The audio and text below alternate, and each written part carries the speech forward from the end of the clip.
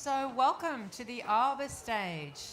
And here we will have a fascinating panel on the subject of innovation and inclusion of people with a disability in the creative industries. And this panel is being filmed and live streamed on Woodford's YouTube channel and will be available as well as a recording on our YouTube channel, which is great. So our host or our moderator will be Kim Bulkley, who is a researcher for the Centre for Disability Research and Policy at the University of Sydney.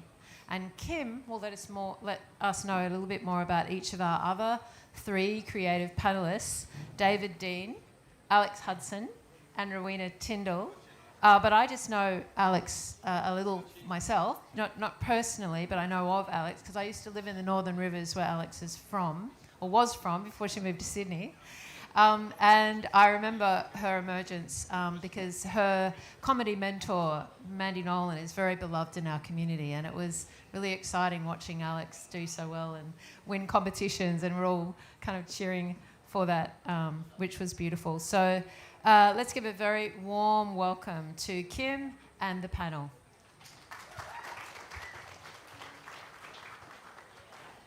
Hi everyone, good afternoon, and thank you for coming to our panel about innovation and inclusion of disabled people in the creative industries.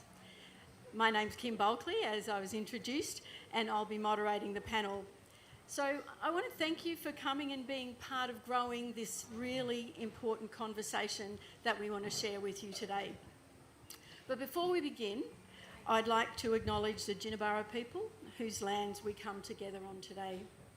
I pay respects to the thousands of years of art and cultural practice of our First Nations people and honour their tradition of sharing knowledge and wisdom, similarly as we are coming together today to share knowledge and wisdom. So our panel of creative professionals today have been introduced to you, but I'll just go through that again. So we've got Alexandra Hudson, who's a comedian. Give them a wave, Alexandra. We've got David Dean beside me, who has a company called Hostile Entertainment. David's here beside me. And then we've got Riona Tyndall. I hope I've said that correctly, Riona. And Riona is a scientific artist. So just give them a welcome, please. So I'm an academic at the Centre for Disability Research and Policy at the University of Sydney, and I'm an occupational therapist. And I've been coming to Woodford for a few years and thought, I think we need to grow the disability conversation here. There's all these incredible humans who come to Woodford who share lots of joy and love, and I thought, I think we could do more about having this conversation about disability. So I pitched to the Woodford programming team and Stephanie here in the Arbour, and we had a panel last year, and now we've got this panel this year to just grow this conversation in a group of people who I think are really open to hearing about these issues. I've been hanging around in the disability sector for many years, and more recently came into this area as a researcher. So that's my thing now. I teach and I do research with people with disability and try and grow conversations about critical disability studies. So I'm really committed to making disability everyone's business, because I think disability is part of our rich diversity of who we are.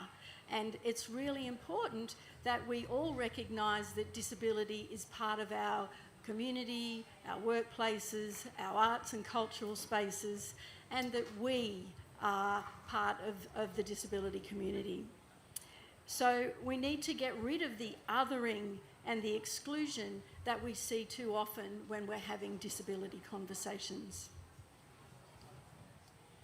So hopefully today we'll grow a conversation with you and the broader community around disability that's about we, because that's the key to an inclusive and welcoming society. Around 21% of the Australian population experience disability. It's 5.5 million people. That's not a small number of people.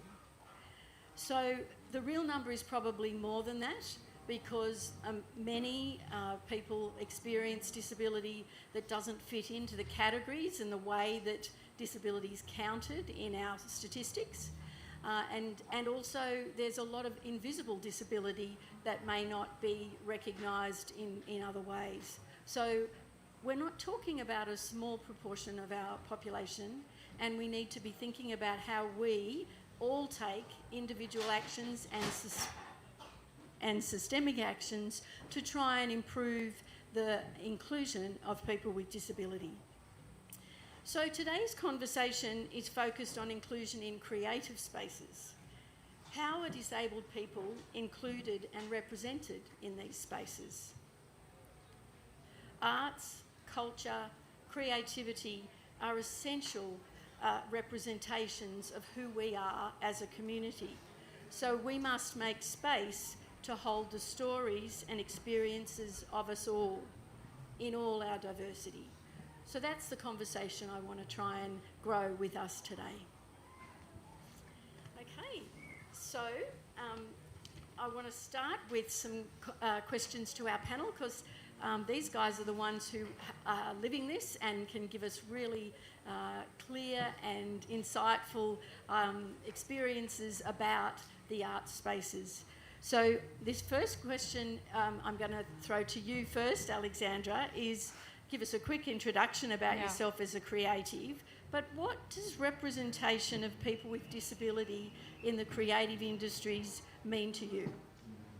Okay, so I am Alexandra Hudson, or Alex, you all know that. So I started comedy in 2020, not really thinking that I would be a comedian. I just did a workshop in Byron Bay. And then as I was doing this workshop, I was like, oh, this is a really great space for me to talk about my experiences as a disabled person. And I realised I could make fun of non-disabled people. And then so I just, through 2021, 22, I started gigging all the time. I won the Melbourne Raw Comedy Competition in 2022. I've been to Edinburgh twice in the last year and in 2022. And so it's my favourite thing is to make non-disabled people feel a little bit uncomfortable on stage as payback for making me uncomfy in the streets. And I think what it means to me being a creative and the challenges we face as people with disabilities pursuing creative things, like the comedy community isn't known for its accessibility. It's really difficult. I feel like I'm constantly up against performing to people who don't understand my experience, and because of the lack of accessibility that comes with comedy.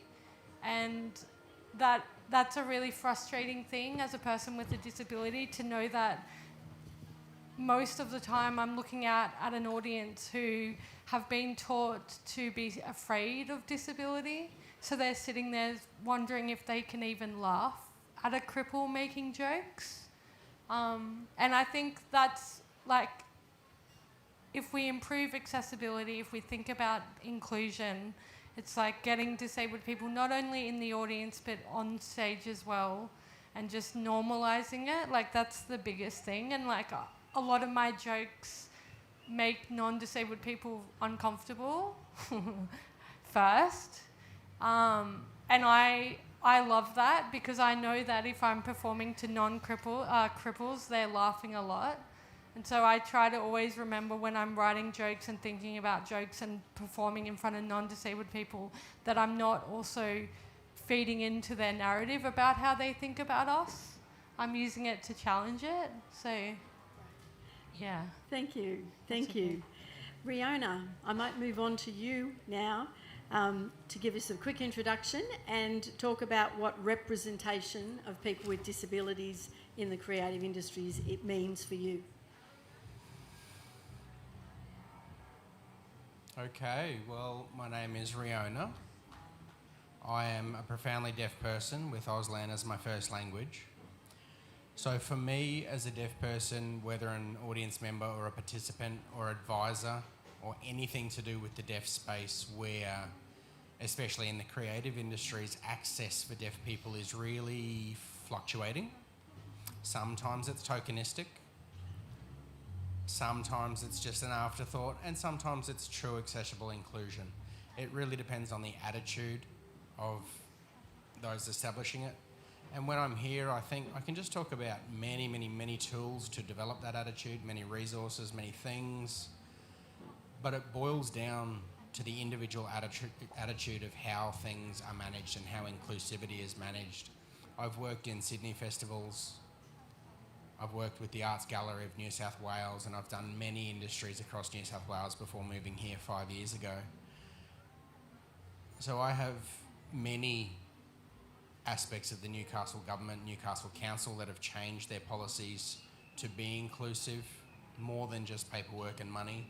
It's more than just ad hoc getting some deaf people in. It's awareness, it's training, it's consulting, it's working with deaf panel members, because sometimes hard of hearing is different to deaf. And I'm not saying anything against people who identify as hard of hearing, it is just different. Being hard of hearing is often more complex a situation because they don't have access to sign language. So they have to rely on everything they can hear, and if there's too much background noise, they can't hear anything. So it's more complex sometimes for them because I can rely on interpreters or even captioning.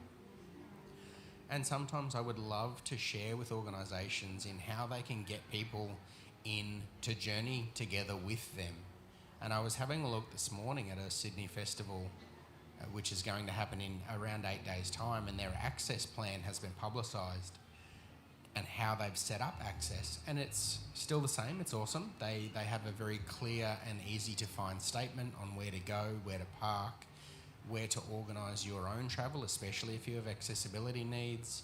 You know who the interpreters are, because it's important that you get the right interpreter.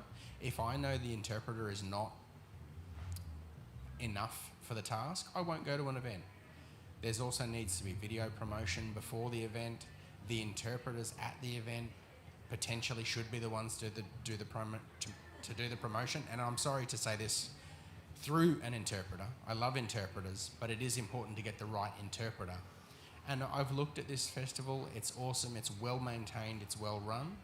And I look here at Woodford. It's my first time here at Woodford. I'm still learning Woodford. I'm not criticising Woodford, but it was hard to find where the access points were.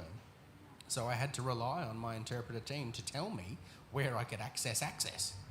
There wasn't anything on the website, there wasn't anything on the program for where I could access what I needed. So I had to rely on the interpreter coordinator and other deaf people to say, hey, what's on today? Because I didn't know. And I believe that Woodford can improve. There is always, everywhere room for improvement. And that's just a few examples. For myself, I'm an artist. I got into the advocacy space by experiencing barriers and feeling not good about that, and having to be part of the deaf community and part of the hearing arts community. And I'm still learning my way. Thank you. A really helpful perspective, because we all need to learn about how access for deaf people who are Auslan speakers is something that we can include. So thanks, Fiona. David, your thoughts? Hello everyone, I'm David Dean. I run Hostel Entertainment, Turn Up, Sunshine Coast Music Industry Conference and David Dean Events. I'm visually impaired and blind, which I've been most of my life, and I've worked in the music industry for over 25 years. So my experience is a little bit different. When I was younger, people told me not to tell people I couldn't see because the old school were very, could be harsh. It's changed over the years and I'm seeing a big difference. But I do a lot of back of house stuff, so I'm involved in bookings and management and publicity, and I need people to help me around even at events, no matter how much accessibility there is. But it is changing and it's a lot more forward at events, but there's still a long way to go. Thanks, David. And your experience with being in the administration and organisation side of things would give you a real insight into how those things have changed over the years. So it's good to hear that you're seeing some steps in the right direction. Okay, so I'm going to bring this next question back to you, David, around accessibility in events and venues. And it's a huge issue for people with disabilities.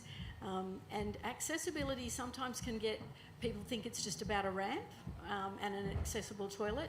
Those things are important, don't get me wrong, but that's only a small part of the whole process. So I'd really like to understand some of your insights or experiences around access.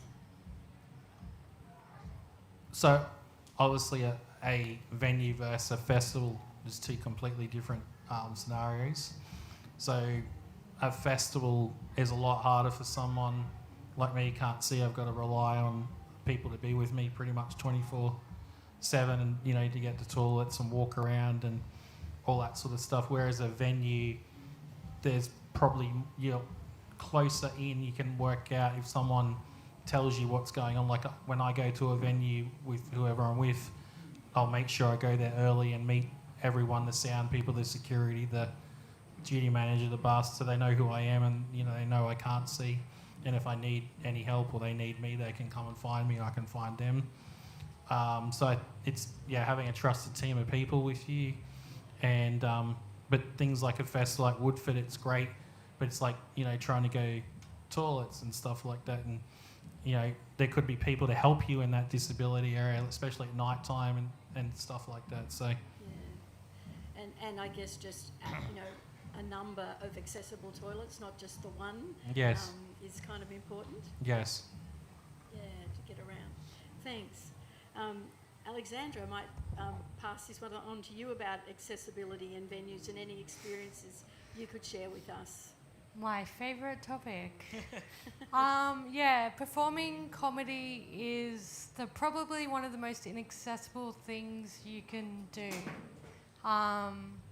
And often venues only think about wheelchair access. They don't think about what happens, that's often reserved for the punters. So people who perform comedy in a wheelchair, they often can't get onto the stage. Like, that's probably the biggest issue. A lot of the biggest clubs in Brisbane, Sydney, or kind of every capital city, most of the big clubs aren't even accessible for wheelchairs, and I feel like that's often the extent to which venues think about it. I often, for myself, I can walk, and so I can access a lot of venues, but I often need help on stage, and sometimes the stage is really shit and unsafe, and I'm up there thinking the whole time that I'm gonna fall, which never feels good. And then there's like other accessibility, whether it be for autism, neurodivergence, like hard of hearing, deaf people, they're just not even really considered. Like occasionally the bigger festivals will have Auslan interpretation and that sort of thing, but even as like independent artists or like comedians, you have to, there's a big cost to all those things. Even like the Melbourne Comedy Festival, they never have interpreters for their galas. Their festival club, which is it's the club that runs throughout the whole festival, that's put on by the festival. It's in the most inaccessible venue, and the stage is the most fucked stage that I've ever had to try to get onto. And that's at the Hi-Fi Bar, or now it's called Max Watts. So it's this thing where you just constantly feel overlooked and undervalued, and it's a really frustrating thing as a comedian to have to, I have to go to a gig early, chat to people, see what I need in terms of what the access is like, and it really sucks. And I'm just always looking out at non-disabled people just being like, please laugh at my jokes. to make up for the inaccessibility of the venue. So that experience is talking about not being recognised as performers in a routine way, that there's some inroads being made into having accessibility for audiences. And accessibility for audiences is really important, don't get me wrong, but shouldn't we have accessibility on the stage as well? Yeah, I think it's almost this perception that we don't get involved in things. We get to watch and look on from the outside, and if we are invited into the room, it's not always through the main entrance, and it's just like this constant reminder of like, well, where do we fit in, and how? But like David said, it is changing, and people are aware of it. But yeah, it's happening really slowly.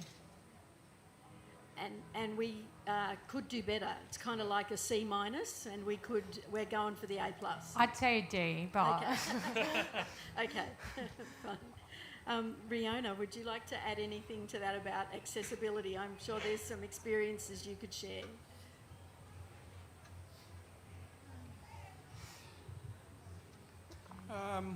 Sometimes I use the language of hard access and visible access, and soft access is invisible access, and there is a difference between those two things. Alexandra mentioned wheelchairs, that's obvious. Blind people are obvious. The walking cane, the dog is obvious. The walkers are obvious. The wheelchairs are obvious. The invisible disabilities, where you look around the room and no one's wearing the sunflower, and that's the new thing. The sunflower is the necklace or the lanyard that lets you know that I have an invisible disability, which means it may be neurodiversity, it may be anxiety, autism, whatever that range may be. And I have mine in my bag, but I didn't bring it. I just wanted to see what this festival would vibe like. And it does make a big difference with awareness. There is more awareness around here. People can catch it without being asked. And there's so many examples, but I'll try and give you one as a deaf person. When I arrived, I went to the wrong gate. I arrived at Woodford, I went to the wrong gate, and they told me to go to gate 3. They didn't tell me if gate 3 was on the road or inside, or if I had to drive further into the festival or go through a car park. It was just, please go to gate 3. And as a deaf person, I took things literally and went, okay, there would be a third gate. But then I realised that the English language has a different structure when it's spoken as opposed to when it's signed, because deaf people see things visually. So I drove past the main gate thinking I would see 1, 2, 3, and that's a tiny accessibility requirement, but I wasted 20 minutes because I wasn't supposed to go through the festival. I was supposed to go back out to the road. And luckily I have a lovely black Tesla, and I love my car, and I was very comfortable driving around in it, and I spent 20 minutes in the aircon. But gate 3, what the fuck, where is this thing? Oh, okay, here it is. And then I got there and I still couldn't communicate with the person there. And that's a tiny thing. But I went to talk to a staff member, a volunteer, and I said, hi, excuse me, I'm deaf. And the look on their face was like a deer in the headlights. Just, oh, what do I do with you? And I said, hey, I'm not going to buy it. I wasn't sure how to proceed, but I felt capable to manage them. I got my phone out, I texted and said, I'm looking for this, I need this, I'm searching this person, can you help me please? And the response came with an attitude that was, oh, go to blah, blah, blah, blah, blah, and they spoke away from me and I couldn't see and I wasn't able to read their lips, so I just gave up and I worked it out myself. But it did take me an hour and a half to get in to meet the interpreter coordinator, and that was just from the gate to here for lack of communication. It's not a whinge, it's just this is what life looks like. The soft access and hard access is a huge difference. The soft access needs a lot more improvement. So when we think about universal design for living, UDLs, all the universal designs are benefits to all, whether they're hearing, able-bodied, like lifts in a shopping centre. They work for people who use prams as well as they do for people who have disabilities. They work for people who are aged. They work for anybody who just can't cope with the vertigo on stairs, or people who are blind and can't navigate or don't want to navigate a rolling staircase. So universal design covers everybody. Phone messages on a phone was created by a man trying to organise captioned telephone calls called TTY, teletext communication. And he developed a machine that you could type a phone call out to people that wasn't a fax machine. It was a live texted typed conversation. And now we all use short messaging services in our pockets. So universal design benefits the world. And I'd love to see festivals utilise universal design so that they can benefit everyone, not just me, not just the people that are on this stage, but for everyone here sitting in the audience, regardless of whether you have a disability, hidden or otherwise, or whether you've chosen not to disclose it. Universal design has a long way to go. I love the concept, but I was sitting out here this morning without an interpreter, watching another show. My lovely friend here interpreted a little bit. She's hard of hearing, she's deaf, but she can hear more than I can, and I felt like a lost fish. I felt like I wasn't living the experience. I was existing the experience, but I wasn't living the experience, and I'd love to see captions just part and parcel of the course, where even if people are overwhelmed auditorily, they can read the captions. Or sometimes there was bass going on this morning and people were complaining it was too loud. I'd love to see just captions, and that would benefit everybody. Believe me, I could go on forever, Kim. I could write you a scroll about the things that would benefit everybody. I believe my list would be longer than Santa's naughty and nice list, but there are many, many things that I could talk about. Thank you. And I really appreciate those points. Yes, please give her a clap. The concept of universal design and universal access is such an important thing for us all to be aware of, and thank you for bringing it up.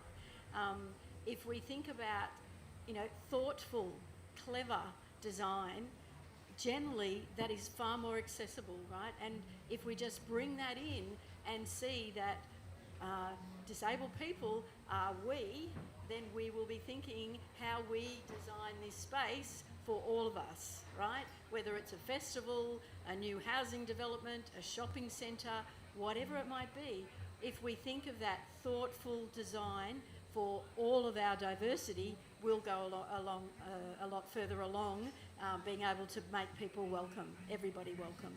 So thanks for those insights. I went to a leadership forum in Sydney a few weeks ago that was run by Accessible Arts New South Wales. I believe there's another organisation in Queensland. Is it Undercover? Oh, yeah. Undercover Arts or something? Undercover Arts. Yeah, and so a similar organisation to that, and the arts industry. Because if you have people in leadership roles who have knowledge and experience of disability, those things don't become extras. They become the heart of what we have to be doing when we're planning and designing and setting things up.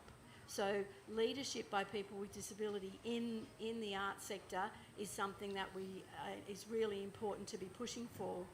And one of the people who was on that panel, Eliza Hull, an amazing musician, you may know of her, and she's working with Accessible Arts New South Wales to develop up an access charter for all venues, and including festivals and other sorts of events, creative events, based on a model from the UK that people can aspire to be a bronze, silver, gold, titanium, I don't know, whatever, level of access, so that they're thinking about access as something that they build into all of their design.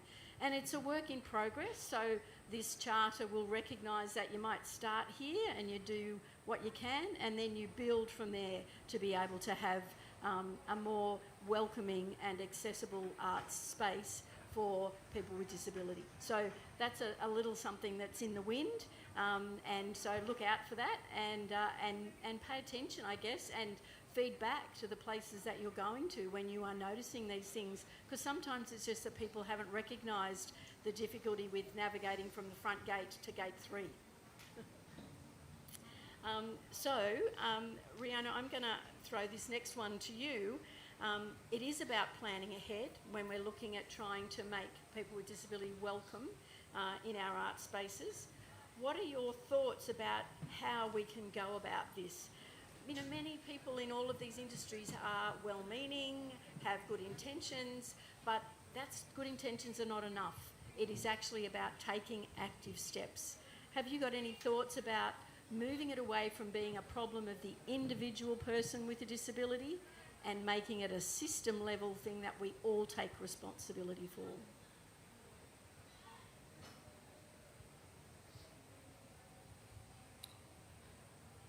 Okay. I worked at Disability Arts as an arts coordinator, so I'm familiar with Liz. She's the CEO now, I believe. And planning ahead for how inclusion works needs to come from a system idea as business as normal, or business as usual, not as an add-on, not as a small thing, not as a VIP section, not as a little taped off area, just as a mainstream, this is how we do. So I've worked with Creative Australia, which back then was the Australian Council for the Arts, and I worked with them on multiple projects for how to develop policies in how those policies force is the wrong word, encourage strongly how to apply for grants, how to apply for funding and many other things. And one of those little tick boxes, which they now have, is thinking about access and how you can plan for access and what you may need to find out and how much it will cost and who you need to contact or consult with is in there on their website, which is fantastic and a fantastic addition. And I'm very grateful to Arts Access Australia for taking on board that feedback. And they're leading the way for the industry in whether it's an events management or a festival or a venue. Another thing for deaf artists is that they can access Auslan videos to make promotions rather than filling out forms in English, which is their second language, and they may not be very strong in. Also, for neurodiverse people, they can record themselves rather than answer a phone call. Somebody like David could make a recording rather than fill out a form that may not be accessible. So that project made some really good changes. I've also worked with other people in part of festival coordination, and the pattern that I noticed is that they don't plan further ahead than the festival. They don't plan the budget for access. The interpreters here today are volunteers. They're amazing volunteers, okay? So that means that they save the festival $60,000 to $100,000 for the festival, for the entire festival, per festival. And that each interpreter would save the festival $6,000 to $10,000 each, and there's 10 of them. So I think that's fantastic because they've made it accessible for all of us who are here. And any event, any festival, any venue needs to think about how they charge for that. Who do they charge? Who do they contact?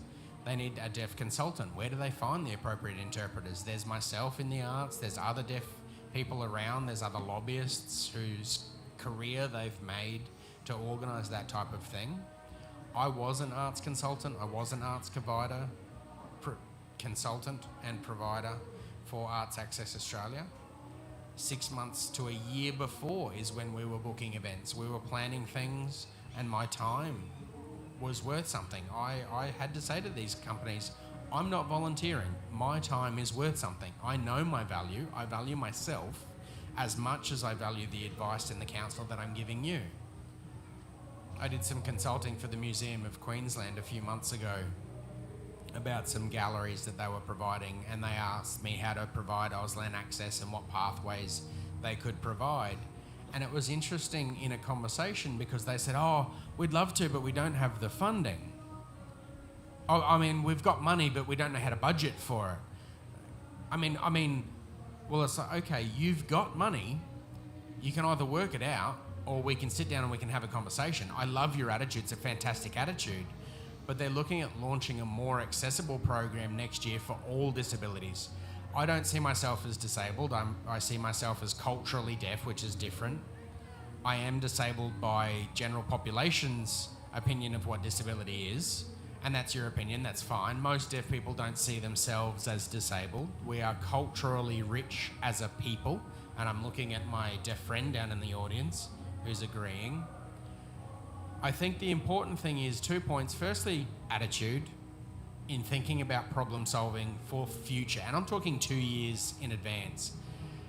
if I had stage access issues, I would ask Alex, I would ask David. I don't know what it's like to not see where I'm going, and I'm sorry, I don't want to mean that in an offensive way. I don't know what it's like, so I can't assume that I can just close my eyes and I'll work it out. I need to work out what the comfort levels are. I need to work out who the right people are, who is guiding me.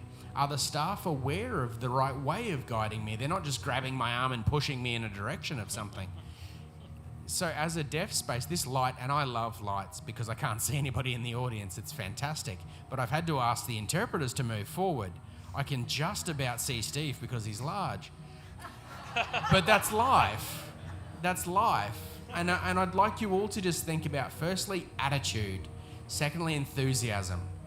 Deaf people are wonderful people. People with disabilities are wonderful people. They can teach you so much. As much as you can learn from them, they can learn from you. It's a transaction, but it's a mutual transaction. And I think I've gone on long enough. Thanks, Rita.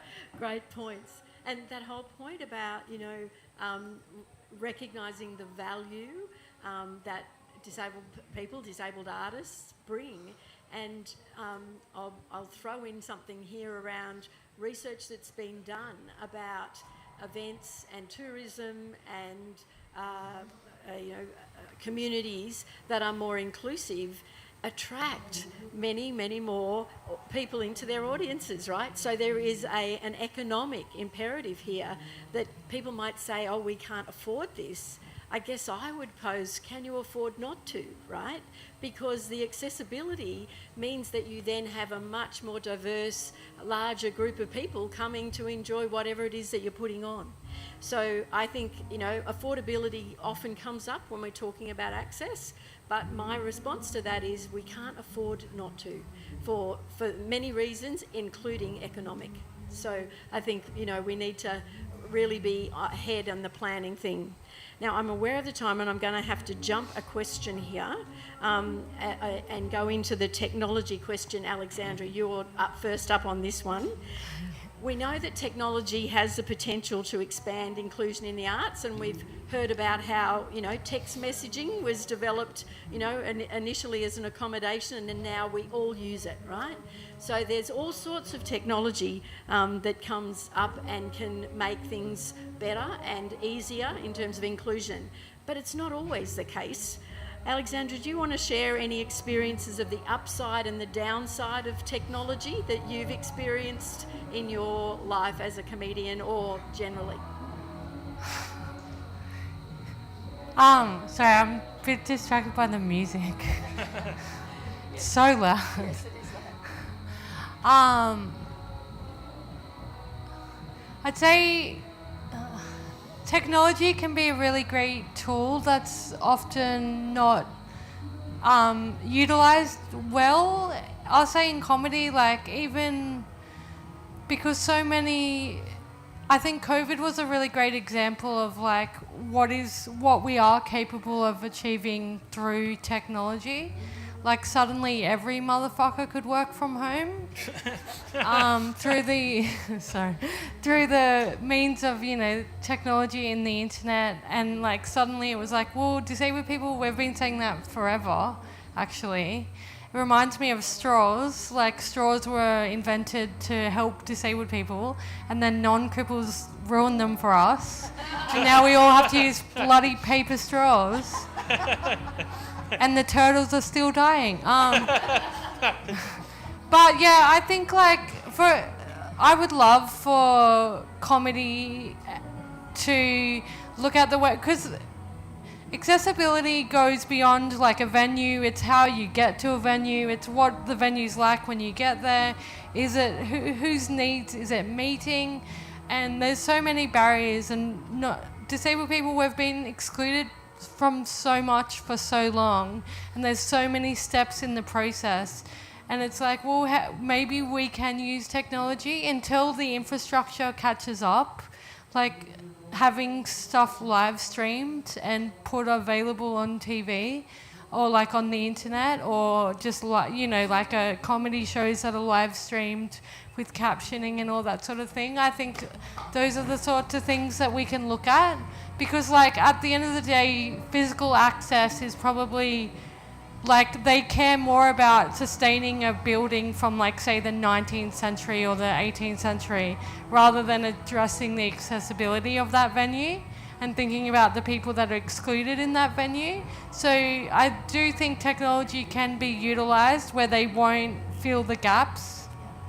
But then again, that creates a potential for a divide when we're not in the room, and so that sucks. So I feel like figuring out how we can get people in the room, like I would rather have people in the room if they want to be there, or the option or watching it online or live streaming from their home if they can't get there. But I don't want that to be the reason why we don't address the issues of like the physical environment and so I don't know. Can you also share us a little with us about your computer rage experiences? My what? Computer rage experiences that you mentioned when we were preparing for this. Oh, is that panel? because I lost my phone? And I couldn't get it, and it kept just going round in circles. Yeah. I get a lot of rage for technology, and I have a lisp, and technology often can't understand me, which is really frustrating. And even like captioning and stuff is difficult on that end. I was really angry at Optus for like 3 days because they wouldn't let me get a phone because I couldn't physically get there, and I was trying to chat in a chat box and it just kept going in a loop. So yeah, I have a lot of rage towards all these things that are supposed to help us, but yeah, I don't know. Yeah, there's a downside sometimes. There's a downside. To technology. Yeah. Just get us in the room and Yeah, make a space. Yeah.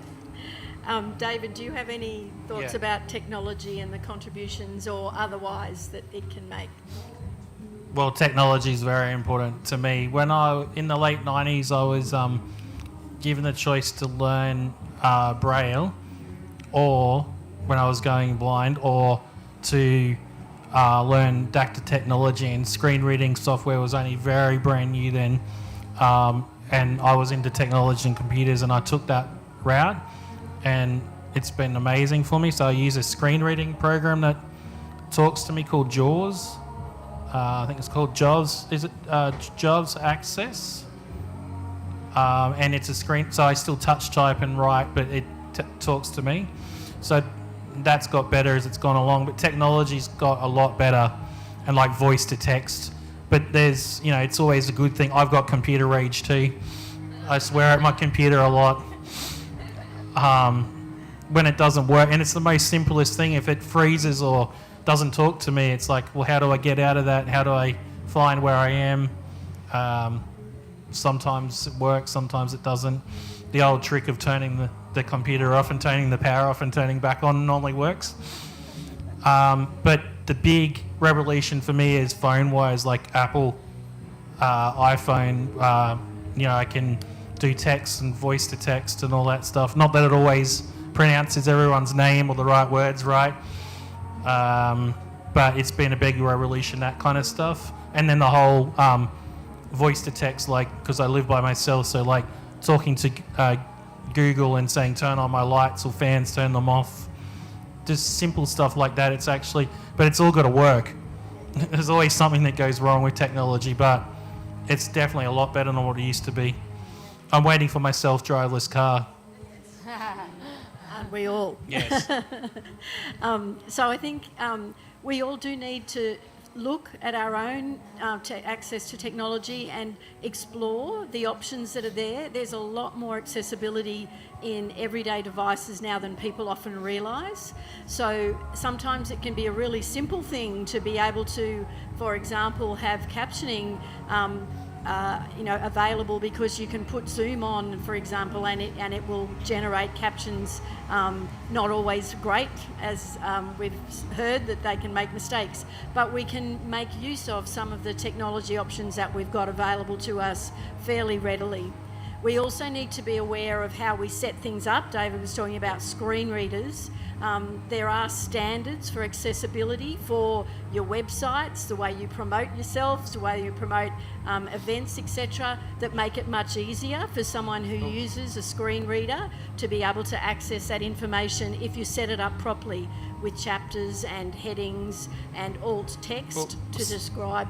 Something that's basic is actually, say when you send an invite to someone might send me a photo that's got all the text on it, but they haven't thought of someone like me and actually written the text underneath it. And a lot of streaming programs, I forgot to say, I struggle with, like Spotify or Apple. They're not great to navigate for me. So something like the captions and like Facebook, you can actually do the photos as a where you can go in and actually write the description of what the photo is, and it'll actually talk to someone like me. So there's lots of small things like that that I think people need to be made more aware of to help people like us. The technology's available to do it, but they have to activate it, don't they? People need to know what to do. Yeah, so, you put the description of the picture there, you just type that into your website. So all of that's available. So I encourage you all to, have a look, check it out, look at the accessibility options in your own devices and in the websites that you're using or that you're creating. So we're getting close to the end, so I'm going to go to final thoughts, and I'm going to start with you, Riona. What are your final thoughts for our audience to promote inclusion of artists and leaders with disability in the creative industries?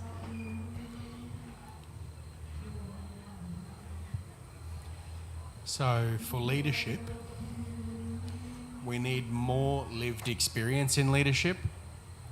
They know what they're talking about. They walk the talk, they sing, they dance, they practice the practice. So I've been to a lot of training for leadership, but when I apply for jobs, it's a different story. I often couldn't be bothered. I give up. I'm always second. I say I'm always bridesmaid, never the bride. Many interviews, but never CEO. I've applied for CEOs, leaders, managerial positions, many things. And you can see me today. I'm capable. I'm capable of that shit. We all are. But accessible arts is not the only one. Any industry, anywhere, needs to give people with lived experience the opportunities, however that experience comes. For example, I know Arts Access Victoria has been looking for leadership for a while, and I was inspired by a CEO, 3 CEOs prior, who was hearing, able-bodied, and working for Arts Access Victoria. I went to a conference with many other people identifying with disabilities, and it was called an Arts Activate conference. The entire audience was mixed disabilities, non-disabilities, etc., and the CEOs all lined up on a panel. Alex, you'll know this story. The CEOs all lined up on a panel, and there was a lady who stood up whose name was Sarah Birdgirl, and a very strong, very loud advocate she was, a very phenomenal powerhouse of a person. She stood up and said, "Which of you on stage have a disability? You lead the arts, you lead Arts Access, you lead these institutions and businesses and organisations, and whatever you are." And the panel had to look at each other to find the person who was disabled, and they became very defensive. But one woman sat there and thought, "You're right, I should resign. This should be someone with a disability." And this amazing woman became my mentor. And she did actually step down, but what she did was she gave 1 year of her time for a leadership program to a lady by the name of Caroline from the UK, who was the CEO for a while. She was a fantastic lady in using a wheelchair, and she mentored this lady for 1 year. Where this money come from, we have no idea, but it was amazing to see that process happen. That mentorship of her by Caroline to become the CEO led to a beautiful, phenomenal, shining example for other organisations to follow. And eventually and slowly the panel did change, and the CEOs are now represented by more people with disabilities. Liz, the current CEO, or I think she was the ex-CEO 2 years ago, shows that people with disability can lead these organisations. So if you're thinking about giving people with disability an opportunity, stop thinking about it and just do it. Think about partnership and promotion and equal opportunity, because most of the time, people with disabilities just don't have the opportunity. They can give you, I know Alex can, I know David can, I know I can. You don't have to tell us twice. We know for sure we can. But will we be given that opportunity? That's the question mark. Thank you. So it comes down to attitude. Thank you. And leadership is key. Leadership is key. Thank you for that. So, Alex, would you like to have a last say? No. Oh yeah, well I just want to reiterate what you said. Like, we are, particularly in wanting to improve access and inclusion, like, we're the ones who know how to address these issues. So I think it's the responsibility of, if you're in a position, like, seek us out, not me, but others. Pay us as well.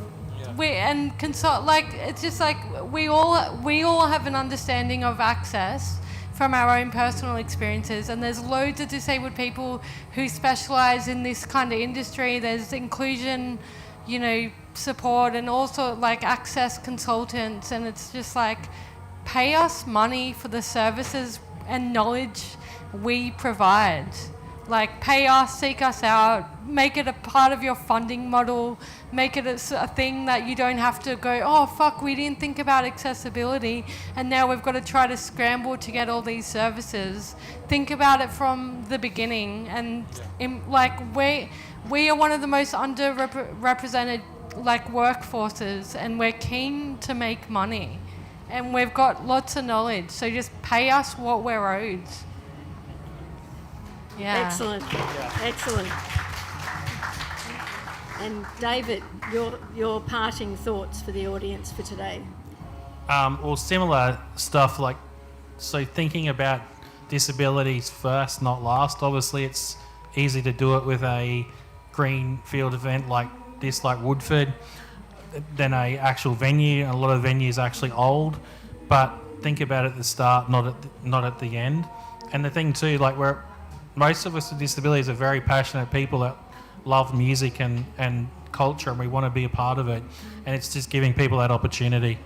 Like, in my early days, I was told no, I wasn't going to succeed in the music industry by a few people, and they regret telling me that these days. So yeah, just keep work, and everyone actually think about it and ask people questions if you need to know. Thank you. Thanks, David.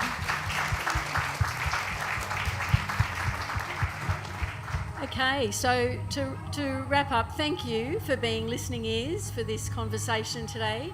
And I really do encourage you to make this the beginning of the conversation, not the end. Think about the opportunities that you have in your various walks of life to be asking questions as an audience member, as a creative professional performer, whatever you might be, to be really asking the question about, where is the space? How are we making a space welcome for disabled people? There's an anthem from the disability rights movement from way back that was "Nothing about us without us." I don't know if people have heard of that before. And I guess I'm hearing that we actually need to change that anthem, and I've heard this from other people mention this before, that it's actually the most appropriate statement for now is "nothing without us" in relation to people with disability. So please take that with you. Thank you for being with us this afternoon, and please thank our panel, Alex, Riona and David.